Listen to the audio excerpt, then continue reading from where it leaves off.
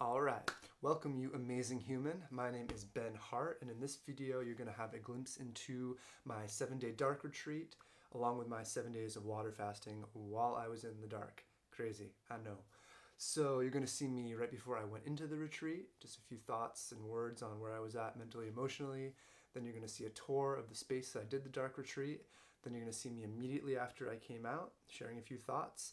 And then about a month later, I share a lot more where I share my number one tip for those of you who might be thinking about doing a dark retreat, and also just share some insights and stories from what unfolded while I was in there. So I hope you enjoy. Thanks for being here, and let's dive in.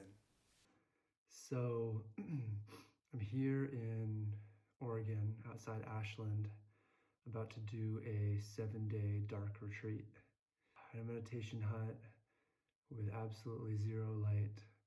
Won't even be able to see my fingers in front of my face. And why am I doing this? You might ask, or I might ask myself. Yeah, I am at a point of a big transition right now in my life. And times when I'm at big transitions, taking out all input, taking out all external stimulus has been a huge benefit to me seeing clearly and knowing what my next step is.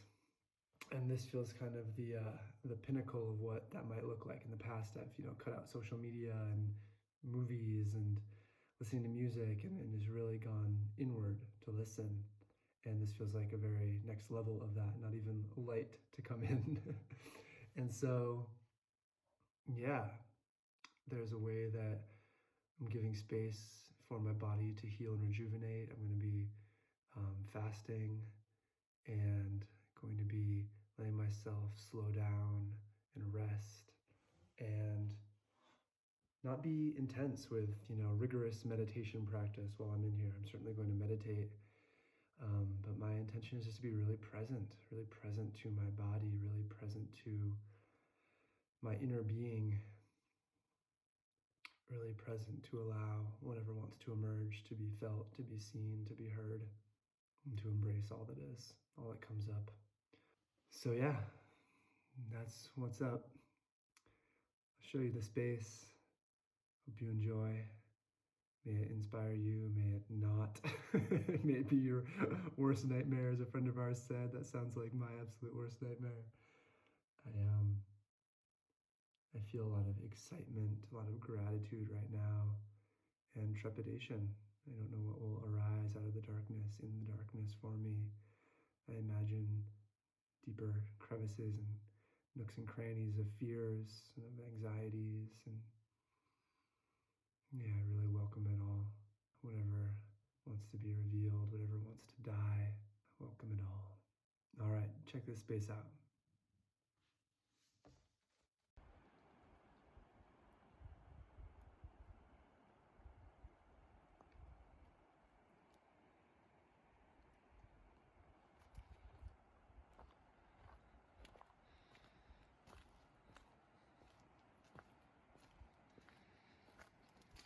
So here's the entrance. One half is for folks who would bring food. The other half is all boarded up. No light entering.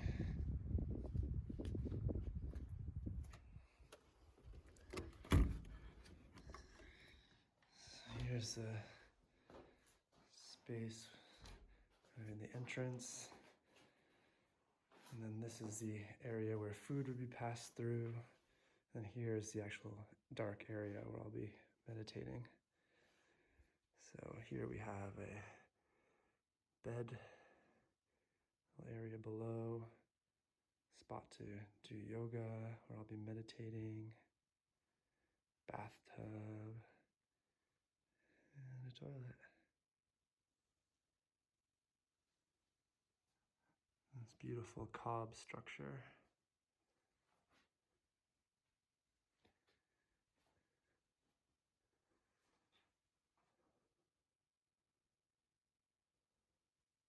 I've got my salt and some supplements there just in case I don't feel well, and I also have a little bag of food just in case, because asked them to not bring me any food. So just in case I start to have a really hard time while fasting over the 7 days, brought a little bit of fruits and vegetables to keep me sustained.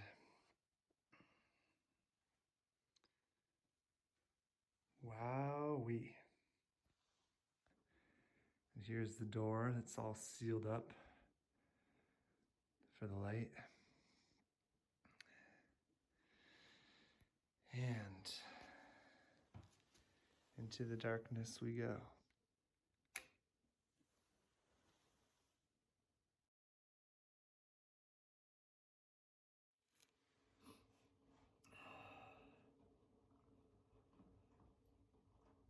So I just got out of my 7 days in the dark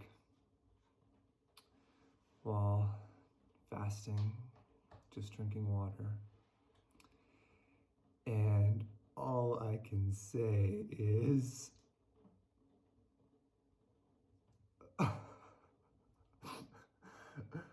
yeah, I don't have a lot of words right now, so I'll share more after it integrates a bit. But wow, it was sublime and simple and taught me a lot. Yeah.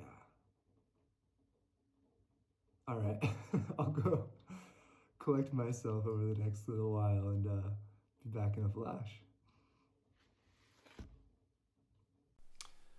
All right, so it's now been about a month since my dark retreat, and I am well collected enough, well integrated enough to share a little bit about it with you, both my experience, and I'd also love to just highlight for any of you who are thinking about doing your own dark retreat, just what my number one tip would be from what I experienced. And so, what I think is really important, I could certainly talk about like my experience for hours because so much happened. I was in the dark for a week and a lot of stuff went down. But I think what I'll do is just kind of share like one of the main highlights, which connects to this tip I'd want to give for those of you who are thinking about doing your own. And also just those of you who are living life, because this tip is impacting everything for me in terms of how I navigate the world. So, I've done a number of 10-day meditation retreats. I've done a number of vision quests. I've done a number of intense spiritual and not spiritual things. And I could have gone in with a really intense warrior, discipline, fiery, I'm doing my meditation for 12 hours a day in the dark, and I'm going to seek my vision for my life, and I'm going to, and I'm going to, and I'm going to, and I'm going to. And I let that all go. I was like, I'm going to bring motherfucking gentleness to this thing. And that made all the difference for me. So a number of ways that showed up. One is that I did 7 days of fasting while I was in there. So a lot of people were saying, dude, like the dark is going to be intense enough. You don't need to not eat food while you're in there at the same time. But for some reason it felt right for me to do that. And before I even went in, I started connecting with my body. And I was like, hey, body, I could have been like, yo, body, we need to lose some weight, or we need to get more healthy, or we're going to do an intense spiritual adventure, so we're not going to eat any food and deal with it. But I was like, hey, body, I want to be in service to you. I want to attune more deeply with you. I want to be more connected to you. And so in service to that, I'm going to stop eating for 7 days. And the point is to give you a chance to rest, give you a chance to not have to digest any food and just chill out. Like use the energy used to digest to heal and to rejuvenate. And from that place, I even brought in food into the dark. So I wasn't like, I'm not going to eat any food and deal with it. I was like, if my body needs to eat, I'm going to eat. And really just like actually throughout my time in the dark was just like tuning in with my body, like both on a consciousness level, I was much more attuned to my body than I've ever been. I was constantly checking in with my whole system, just feeling it, feeling what was going on with it, just allowing what was going on and just being with my body, but also just like telling my body it could chill out, letting it know like you can relax, you can rejuvenate, you can heal, you can rest. Like We are in the dark for a week here. There's nothing you have to do. Just chill out. And that level of gentleness made the experience pretty magical. The fasting experience pretty magical in that like it was not only easy and simple, but it was so rejuvenating. Like I walked out, I mean, this is typical for many people who do a long fast, is I walked out of there with so much energy and just felt so good and so centered and so like detoxed and just hella good. But bringing that level of gentleness to my whole time in the dark was magical. And what I mean by that is that I relaxed into such deep levels of peace, like really just relaxation, rejuvenation, letting myself chill out. I wasn't like I woke up and had to meditate for 12 hours. I woke up and was like, what feels right now? From a place of presence and gentleness with myself, what actually feels true? And often that was to stretch and to move my body a bit and to do some yoga. And sometimes that was to sit and just be present to my body. Sometimes that was to sit and just be present to whatever experience was arising. Because often these waves of experience would happen just as, a thought arises in your consciousness. So whole experiences would unfold in the dark where there's a number of stories I could go into, but the most powerful one in this moment for me was, I went into the dark deciding to leave a company I'd been building for 10 years. And I could have been very intense about like, what's my next purpose? What's my next vision? And instead of doing that, I just let it all go and was like, whatever arises will arise. And about 3 or 4 days into it, I relaxed more deeply than I ever have, like on a body level and also like on a body-mind level. Like my whole system just chilled out and I fell asleep. And when I woke up, I had 2 books, one of which I'd never thought about before. And it was a brand new idea that were both writing themselves in my head. I had 2 talk ideas to give for speeches. I had a film idea. I had a new company idea. And they all just arrived. I was not going looking for any of it, but it just showed up. And there's a lot I could say about that piece. I feel like there's a lot to say about manipulating our life and feeling like we are the agent who has to make everything happen versus allowing life to happen. And there's, a lot of complexity and paradox there. And there's a lot to say there. So maybe I'll make another video about it sometime. But what was so powerful for me was what gentleness opens up. And, deeper, more specifically than gentleness, what the Gene Keys, which is a system I've been working with for a number of years now, has really taught me is this notion of allowing, accepting, embracing everything. And so rather than resisting not knowing what was happening next in my life, I really just relaxed into it. I really just allowed it. I accepted. I embraced it even. I actually consciously was saying, at some point I'm going to know what's happening next in my life. And I'm going to be doing it, and it's all going to be good. And now I don't know, and what a beautiful thing to not know. Like here I am in the dark, having no idea what is going to happen after I resign from my company. And it's almost like the magical, infinite possibility feeling there. And rather than being scared, embracing it in that way opened up these, opened up whatever it did to allow these new ideas to pop in, some of which I'm moving forward right now. So it's exciting, and I really want to just offer that to anybody who's thinking about doing a dark retreat in particular. If you're feeling called to do your intense practice, that's great, and I totally support that. And there's also another option, which is just presence and gentleness, and whatever arrives, whatever arises, accepting it, allowing it, embracing it. For me, it made the world of difference. And so, there's a lot more I could say about so many things.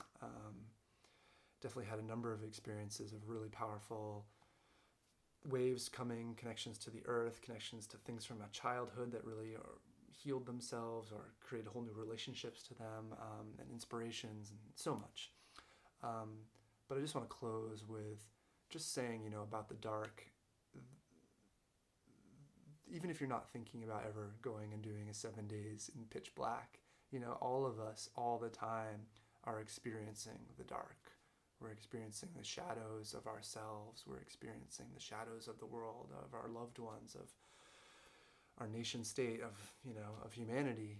And this piece around allowing, accepting, embracing, I really just want to hammer that home, is that the more we can relax into not resisting what we're so resistant to, not feeling like we have to push it away, and not even necessarily, it's a paradox, because not even resisting our resistance. There are times when we're going to be completely resistant, and not even resisting that, holding space for all of that.